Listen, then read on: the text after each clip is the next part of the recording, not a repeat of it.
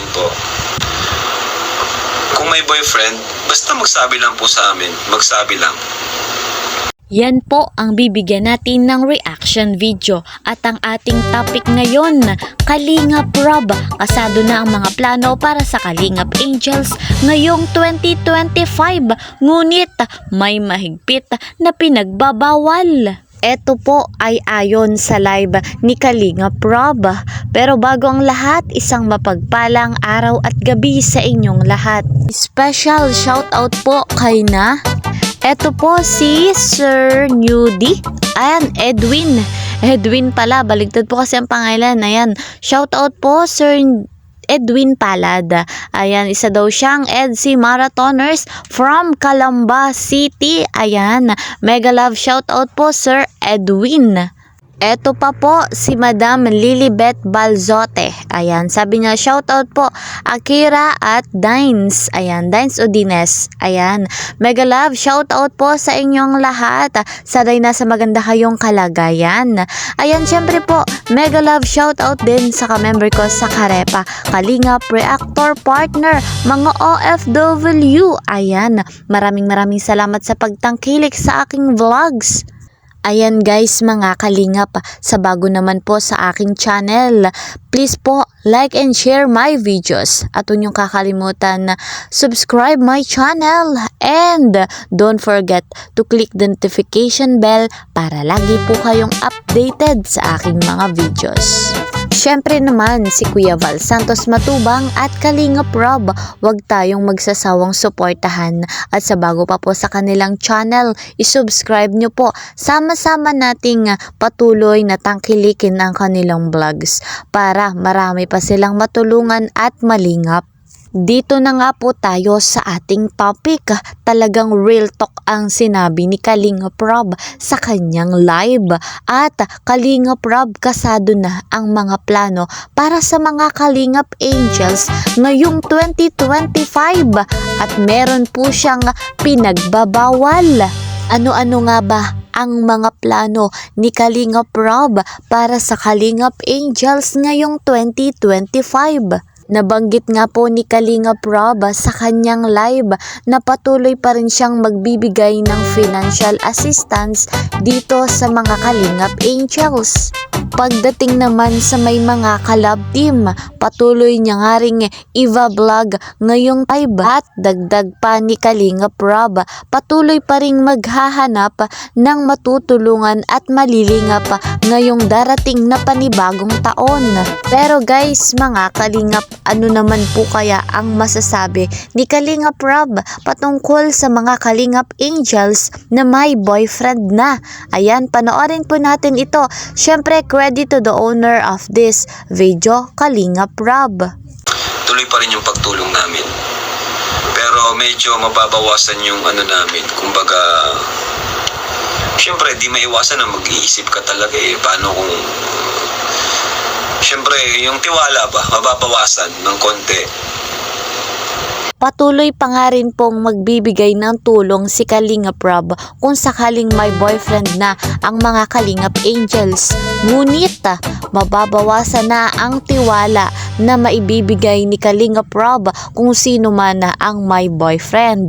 Napakaganda po ng layunin ni Kalingap Rob sa mga Kalingap Angels, kaya patuloy sana na magpakaayos ang mga Angels, lalo na at hindi pa sila nakakapagtapos ng pag-aaral. Panoorin pa natin mga Kalingap kung ano pa ang masasabi ni Kalingap Rob. Enjoy watching! Diba? Siyempre, di mo maiiwasan mag-isip paano kung yung tinutulong mo is pinang-date lang o kung anong ginagawa sa pera. Diba? Kaya yun yung masasabi ko sa mga, lalo na kung bata pa. Real talk guys, mga Kalingap, ang sinabi ni Kalingap Rob patungkol nga po dito sa mga Kalingap Angels. Mababawasan na yung tulong financial kung sakali nga pong may boyfriend sila. Syempre baka kung saan gamitin at gastusin lamang para sa kanilang mga pang-date. Nako, delikado at masama yun. Halip na para sa pag-aaral ay napunta pa sa iba. Napakabuti ni Kalingap Rob. Concern siya sa kanyang mga Kalingap Angels, kaya ang nais niya lahat makapagtapos ng pag-aaral. Kung maaari nga po guys mga Kalingap, sa ganang sa akin ay wag na munang mag-boyfriend ang mga Kalingap Angels. Tapusin muna nila yung mga pag-aaral nila. Ngunit desisyon pa rin nila iyon. Ang concern nga po natin dito ay baka mabuntis ang mga Kalingap Angels. Alam naman natin guys na meron na nga pong nabuntis sa beneficiary ni Kalingap Rob.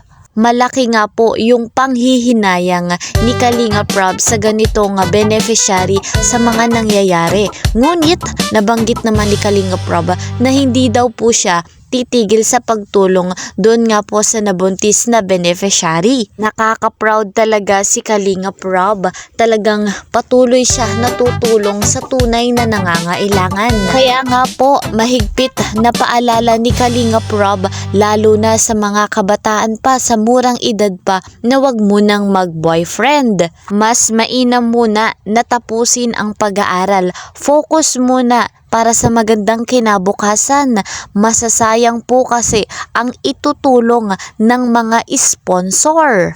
Alam naman natin guys mga Kalingap, napakabuti ng mga bigating sponsor. Talagang hindi sila tumitigil sa pagbibigay ng financial assistance para sa magandang kinabukasan ng mga taong nangangailangan. Gayon din naman sina Kalingap Rob at Kuya Val Santos Matubang. Alam natin na patuloy pa sila na nagbibigay tulong. May mga pabahay, financial assistance at iba pa na kanilang pinaparamdam na pagmamahal sa mga taong patuloy na nililingap. Kaya po guys mga Kalingap, malaking sayang kapag hindi nila pinakinggan yung mga payo ni Kalingap Rob. Ito po ay para din sa kanila, para po sa ikauunlad ng kanilang pamumuhay, para sa kanilang mga pangarap. Ngayong darating nga pong 2025, kung meron mang sasaway sa kanila sa mga payo ni Kalingap Rob, ayan isang malaking sayang at delikado. Ngunit sa ganang sa akin, nakikita ko naman po sa mga Kalingap Angels na hindi mangyayari ito sapagkat maganda ang kanilang future dito sa Kalingap. Alam din naman po natin na nais nilang makapagtapos ng pag-aaral at makamit yung kanilang inaasam na pangarap. At syempre, nais din nila na makatulong sa kanilang mga magulang at mga kapatid. Kaya po guys mga Kalingap, ngayong 2025, patuloy pa nating suportahan si Kalingap Rob sa mga vlog patungkol dito sa mga Kalingap Angels. Malaking tulong ito para sa kanilang magandang kinabukasan. Ayan guys, hanggang dito na lamang po ang ating update. See you po sa next video. Mag-iingat po kayo palagi. Bye-bye!